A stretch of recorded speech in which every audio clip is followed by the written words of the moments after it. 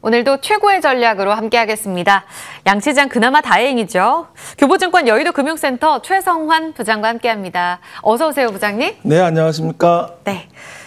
너무 걱정하면서 좀 시장 출발을 봤거든요. 프리마켓 시세에서 좀 흔들리는가 싶었던 섹터들도 많이 올라옵니다. 오늘 시장 꽤 선방을 하는데 8월 내내 쉬었잖아요. 9월 매크로나 다른 국가가 흔들려도 우리 정말 괜찮을 수 있을까? 지금까지의 방향 어떻게 보세요?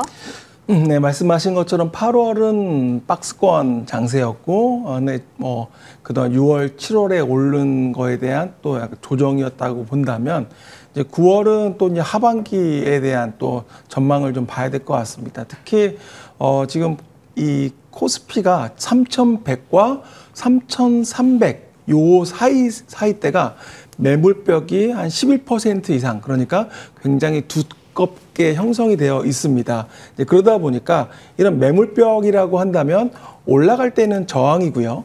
내려갈 때는 지지가 되잖아요. 그래서 지금 현재는 그러한 그 매물벽을 뚫기 위한, 그러니까 하나의 그런 매물 소화 과정에 지금 들어가 있는 것 같고요. 그러다 보니까 아무래도 9월은 이런 매물을 소화하는데 이벤트가 아무래도 좀 여러 개가 있습니다. 그러니까 미국 연준에서 FOMC에서 이제 금리 인하, 그러니까 정책 전환을 할 거라는 그런 기대감이 이번 달에 있잖아요. 그래서 이런 부분들이 이벤트가 있다라는 점에서 이 3,100과 3,400 사이에 있는 이 매물벽, PER로 따지면 10.2에서 11.2배 정도 되거든요. 그래서 이 구간에서의 매물 소화 과정을 좀 보시면 좋겠다. 그래서 9월은 정부 정책의 변화, 그러니까 미국의 FOMC의 뭐 금리 정책이라든지 이런 부분들과 또 그동안에 많이 올랐던 주도주와 또 순환매 장세를 좀 보시면서 탐색할 필요가 있겠다라고 말씀드리겠습니다. 지금 말씀하신 9월이요. 그 매물벽이 워낙 두텁기 때문에 일부 증권사에서는 3,400까지 그래도 직전 고점을 돌파할 거라는 시각도 있습니다만 꽤 보수적으로 잡는 증권사들도 굉장히 많았어요. 그만큼 9월에 통화 정책이나 관세 같은 리스크들이 산재하기 때문이 아닐까 싶은데 그럼 포트폴리오 구성을 어떻게 가야 할지 지금 기존 주도주와 또 이제 막 치고 올라오고 있는 섹터 3분기 가이던스가 나오는 또 시즌이잖아요. 포트폴리오 전체적인 전략 측면의 힌트를 가져간다면 어느 쪽 보고 계세요? 9월은 10월은 전통적으로 좀 약간 미국 같은 경우 좀 쉬어가는 그럴 때가 있었는데 아무래도 연말 고배당 관련주로 좀 관심을 가지시면 좋을 것 같습니다. 그래서 조정을 보일 때 배당 관련주들을 또 살펴보시고 이러한 종목들이 아무래도 박스권 장세, 박스권을 돌파했을 때 수익률이 또 좋게 나올 수 있는 부분들이 있기 때문에 고배당주 첫 번째로 말씀드리겠고 두 번째는 아무래도 이제 FOMC의 금리가 인하된다라고 했을 때 결국에는 금리 인하된 관련된 뭐 바이오라든지 제약바이오, 헬스케어 오늘 미국 증시에서도 헬스케어 흐름이 좋았었고요. 또 어제 같은 경우는 올릭스가 국내 증시에서 상한가를 기록했었고 그래서 제약바이오에 대한 금리 정책에 대한 변화에 대한 그런 쪽에 보시면 좋겠고 세 번째는 아무래도 세금 관련 입법이라든지 뭐 세제 정책 변화에 대한 부분들은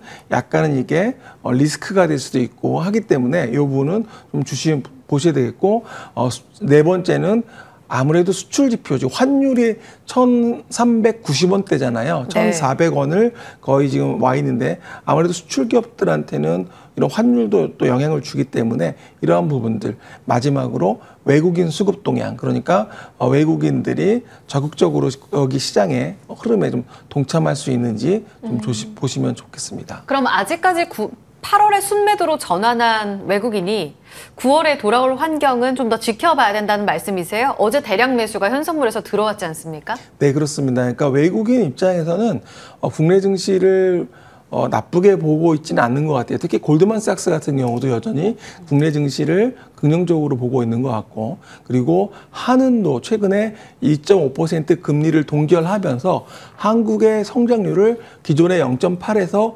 0.9%로 올렸거든요. 그래서 전체적으로 본다면 오히려 9월의 조정은 또 매수의 기회로 활용을 해야 된다는 의견이 있기 때문에 그런 부분들을 감안해서 전략을 세우는 게 좋겠습니다. 좋습니다. 9월도 최고의 전략을 좀 잘 부탁드릴게요. 오늘 최고의 종목으로 그럼 종목 전략 넘어가 볼까요? 지금 주신 종목을 보니까 사실 굉장히 좀 요즘 포트폴리오 구성할 때 다들 위치가 올라온 것 같다 이런 걱정들을 많이 하세요. 그중에서 오늘 보니 엔터 중에 주셨습니다. 하이브. 지금 기대하시는 포인트가 뭘까요? 공연을 실제로 라이브 공연을 우리가 뭐 뮤지컬도 요즘에 많이 보시고요.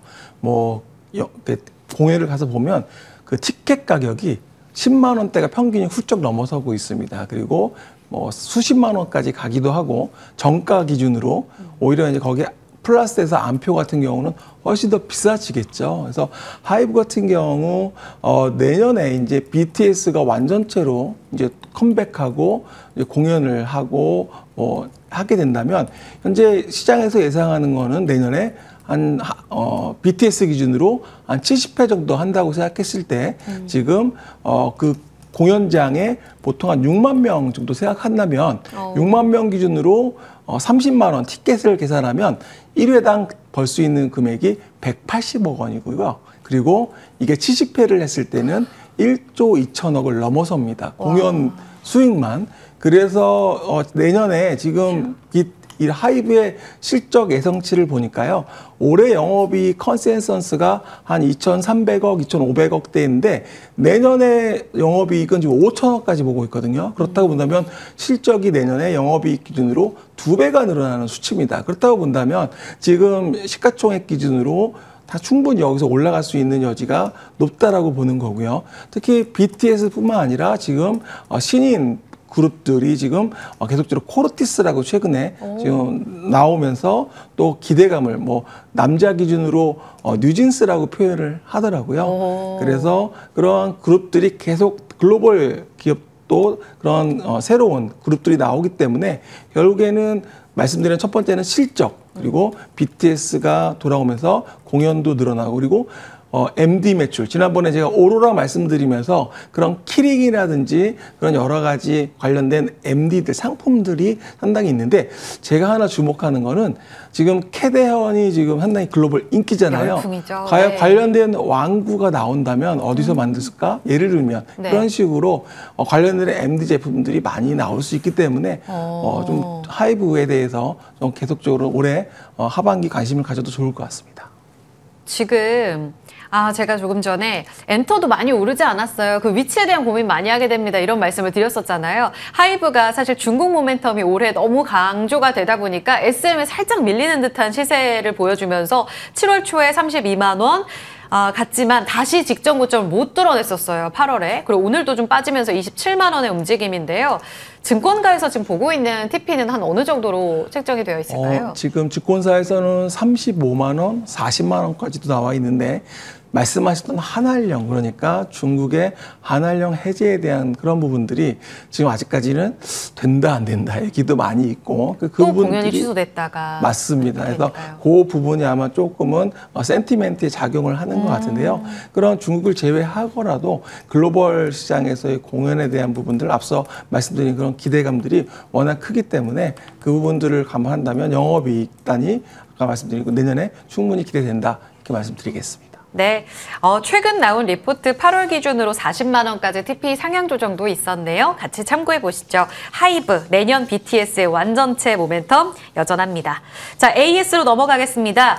이 얘기 하고 싶어서 너무 기다렸는데요. 오늘 개장부터 이 폴더블 테마가 좀 강한 상승 움직임을 나타내고 있습니다.